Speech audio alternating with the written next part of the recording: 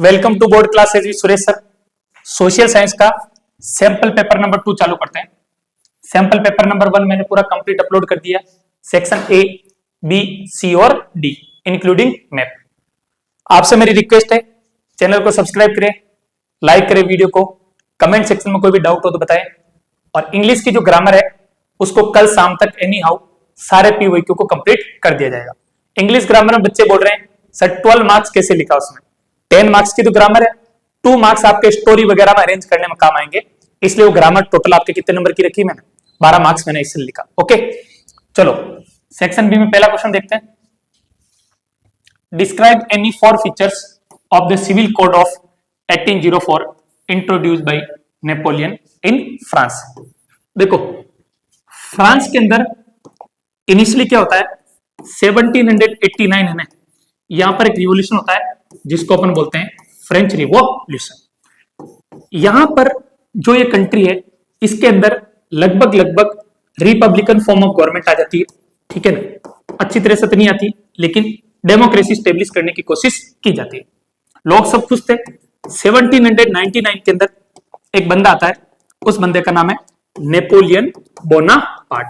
ये क्या करता है, इसको अबोलिश कर देता है सिस्टम को, डेमोक्रेसी रिपब्लिकन फॉर्म को, और वापस क्या लेके आ जाता है उस कंट्री में मोनार्कियल फॉर्म ऑफ डेमोक्रेसी लेके आ जाता है, मोनार्कियल फॉर्म ऑफ गवर्नमेंट लेके आ जाता है, सॉरी नॉट डेमोक्रेसी। 1804 फॉर्म में ये कुछ चेंज करता है, उसके बारे में अपने को क्वेश्चन में पूछा गया। क्या पूछा गया, the civil code of 1804 abolished birth based privilege, it established equality before the law and secured to property, securing the right of the property, right to property। मतलब पहले जैसे किंग या क्वीन का हेरिडेटरी जो राइट होता था इसको उन्होंने क्या कर दिया, अबोलिश कर दिया। सेकंड वाला देखो, artisan in cities were freed from the control of guilds. Guild क्या होता था, एक स्ट्रॉन्ग मर्चेंट क्लास होती थी, ठीक है ना। ये जितने भी ट्रेडर होते थे ना उससे क्या वसूलते थे, टैक्स वसूलते थे। Transport and communication system were improved. और लास्ट वाला है the feudal system was abolished. Feudal system कुछ भी नहीं, पहले एक सिस्टम चलता था जिसको बोलते हैं जमींदारी टैक्स। क्या बोलते हैं, जमींदारी। जमीन पे जो टैक्स दिया जाता था उसको क्या कर दिया, अबोलिश कर दिया। What is tariff. टैरिफ क्या है, कुछ भी नहीं, जैसे कोई भी कंट्री के अंदर बाहर से कोई गुड्स आ रहा है, गवर्नमेंट की तरफ से जो टैक्स इंपोज किया जा रहा है, क्या इंपोज किया जा रहा है, टैक्स, उसको अपन क्या बोलेंगे, टैरिफ बोलेंगे। क्या बोलेंगे, टैरिफ। और अपन ने एक वर्ड पढ़ा है टैक्स ऑन इंपोर्ट, इसको अपन बोलते हैं ट्रेड बैरियर। क्या बोलते हैं, ट्रेड बैरियर। आगे बात समझिए। अब ये इंपोज कहां पर जाया जाएगा, सपोज करो फॉरेन के कंट्री से कोई भी गुड्स इंडिया के अंदर आ रहा है, मान लो गुजरात की कोस्ट पर आता है, कांडला वगैरह यहाँ पर, तो गवर्नमेंट ऑफ इंडिया जो इंटरनेशनल बॉर्डर है, पोर्ट है, एयरपोर्ट है, यहां पर उतरते ही उसको सेल इन क्या हो जाएगा, वो इंडिया हो जाएगा, किसी भी कंट्री का, मेड इन चाइना हो, चाहे मेड इन जापान हो, चाहे मेड इन यूएसए हो, लेकिन यहां पर आते ही वो क्या हो जाएगा, सेल इन इंडिया। अब इंडिया में सेल होगा तो गवर्नमेंट ऑफ इंडिया उस पर क्या करेगी, टैक्स इंपोज करेगी। तो एक बार स्लाइड में देख लेते क्या लिखा हुआ, what is tariff, a duty levied, duty का मतलब क्या है, टैक्स भी लिख सकते हो, on goods imported from another country is called tariff. This duty और tax is collected at the point where the goods enter the country at the border, port और एयरपोर्ट। आपका जो लैंड बाउंड्री हो, चाहे वाटर बाउंड्री हो, ठीक है, चाहे आपका एयरपोर्ट हो, कहीं पे भी इसको लेवी किया जा सकता है, लगाया जा सकता है। Explain any two differences between renewable and non renewable resources. इसमें कुछ नहीं करना है, सबसे पहले रिन्यूएबल और नॉन रिन्यूएबल। रिन्यूएबल के अंदर क्या है, एक बार फिनिश हो गया उसके बाद इसको अपन क्या कर सकते हैं, रीजनरेट कर सकते हैं, लेकिन यहां पर फिनिश हो गया उसके बाद रीजनरेट नहीं किया जा सकता नॉन रिन्यूएबल के अंदर, ये प्रॉब्लम है। रिन्यूएबल क्या है, इन्वायरमेंट फ्रेंडली है और ये इन्वायरमेंट फ्रेंडली नहीं है। यानी जैसे कोल है, पेट्रोल है या गैस है, ये क्या करेंगे, क्या क्रिएट करेंगे, पॉल्यूशन क्रिएट करेंगे। ओके स्लाइड में क्या लिखा उसको पढ़ देता हूं। Renewable resources do not get exhausted, ये फिनिश नहीं होंगे even after continuous use such as solar energy and clean energy, whereas there is danger of depletion of non-renewable resources due to continuous use such as coal and petroleum. एक तो exhaustibility, non renewable exhaust हो जाएंगे और renewable exhaust नहीं होंगे, वापस regenerate किया जा सकता है. The use of renewable sources does not cause pollution where the use of non renewable resources pollutes the environment. ये दोनों आपको डिफरेंस याद रखना. Question number 4. By what name is slash and burn system of agriculture known in different parts of the world. बहुत ही अच्छा question है, ये आपको अच्छी तरह से ध्यान रखना, क्योंकि लास्ट ईयर 2025 और 2025 का सप्लीमेंट्री दोनों के अंदर ये क्वेश्चन आ चुका है. इसके लिए मेंटली अलर्ट रहें कि वापस आपके सामने ऐसी प्रॉब्लम आ सकती है. The slash and burn agriculture is known as milpa in Mexico and Central America, conuco in Venezuela, roca in Brazil, masole in Central Africa, ladang in Indonesia and ray in Vietnam. आगे बात समझिए, ये नाम आपको याद रखने पड़ेंगे और कोई भी अपने पास में सॉल्यूशन नहीं. एक आपको निमोनिक याद रख देता हूं, MIL मिल, एल बोले तो लद्दाख, एम बोले तो मलेशिया, आई बोले तो इंडोनेशिया. मलेशिया और इंडोनेशिया के अंदर इसको क्या बोला जाता? लद्दाख बोला जाता. क्या बोला जाता? लद्दाख. मिल्पा इसको मेक्सिको और सेंट्रल अमेरिका बोला जाता. ये ध्यान रखना. Mention any two constitutional provision that make India a secular country. There is no official religion. There is no official religion for the Indian state. The Constitution prohibits discrimination on the ground of religion. Constitution का article number 25, 26, 27, 28 ये चारों जो article है fundamental right के अंदर, ये religious freedom की बात करता है. किसकी बात करता है? रिलीजियस फ्रीडम की बात करता है.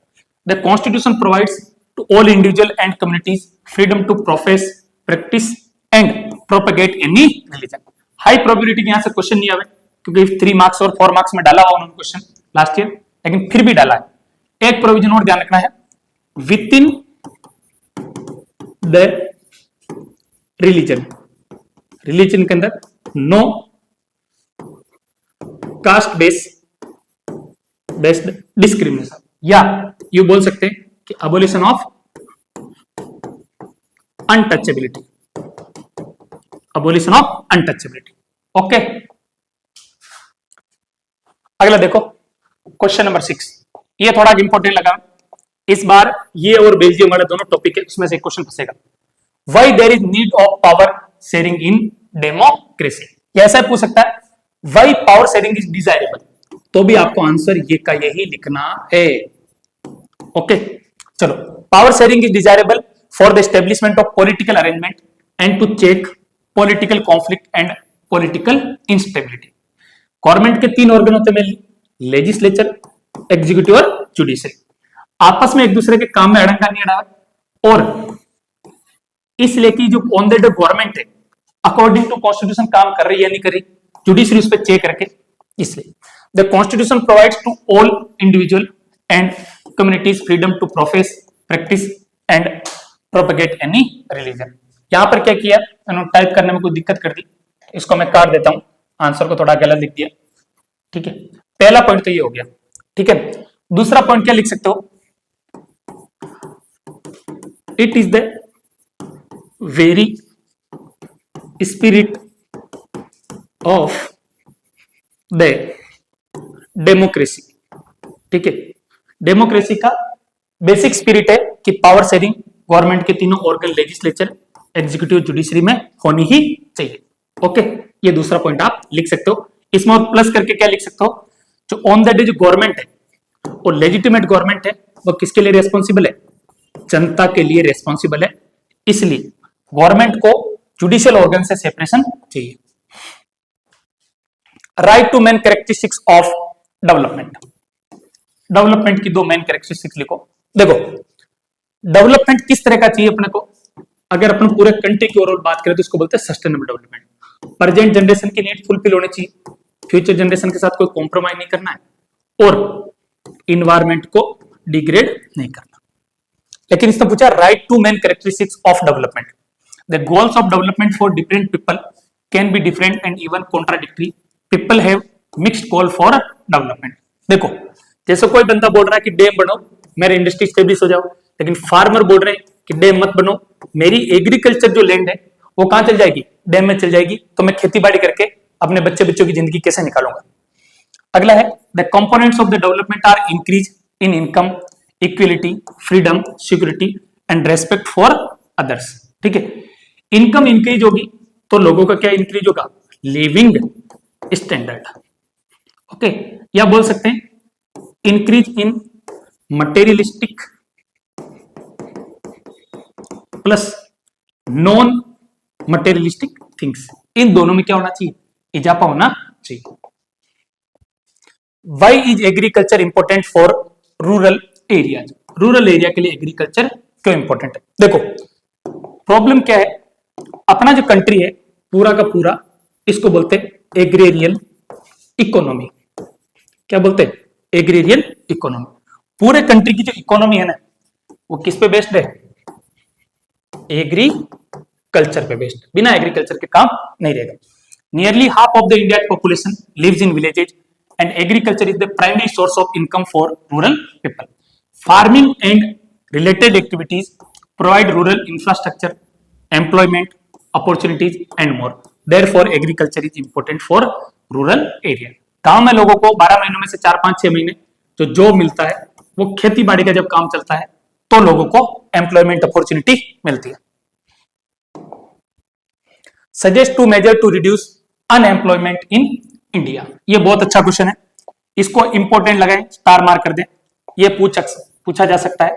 ठीक है, two major to reduce employment in India, new employment opportunity should be created in the primary और agricultural sector so that employment can be eliminated.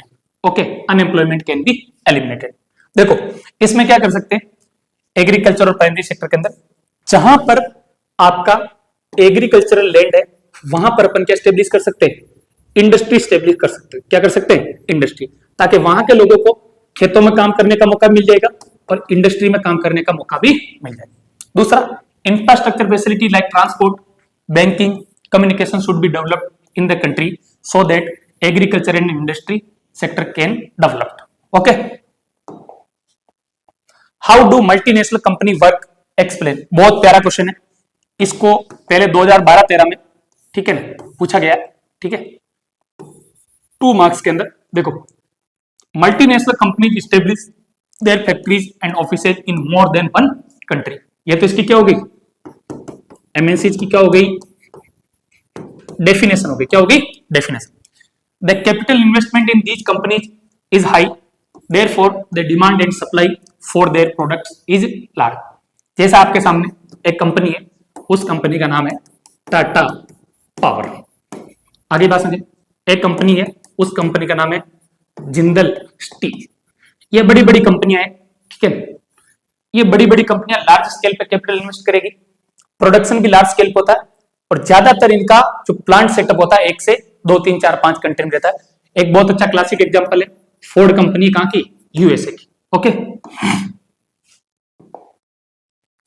तो आपका टोटल क्वेश्चन नंबर 10, ये क्वेश्चन नंबर 13 जो सीरियल चल रहा है, कोई क्वेश्चन छूट गया तो रिकैप कर लेते हैं। 9 हो गया, 8th क्वेश्चन हो गया, 7th क्वेश्चन हो गया, 6th क्वेश्चन हो गया,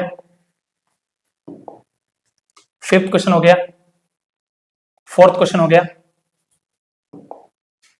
3rd क्वेश्चन हो गया, 2nd क्वेश्चन हो गया, ये आपका फर्स्ट क्वेश्चन हो गया। ठीक है, इसका सेक्शन ए एक वीडियो में, सेक्शन सी एक वीडियो में और सेक्शन डी एक वीडियो में मिल जाएगा।